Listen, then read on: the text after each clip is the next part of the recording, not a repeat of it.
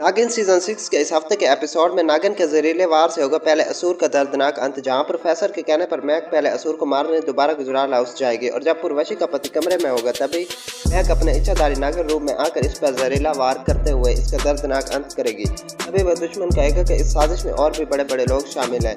वहीं दूसरी तरफ फरीदा से ऋषभ कुछ सवाल करने की कोशिश करेगा, लेकिन फरीदा इसकी बातों को टालती नजर आएगी, जिसके बाद यहाँ चौंकाने वाला ट्विस्ट दिखाया जाएगा जो काफी ज्यादा खतरनाक होगा।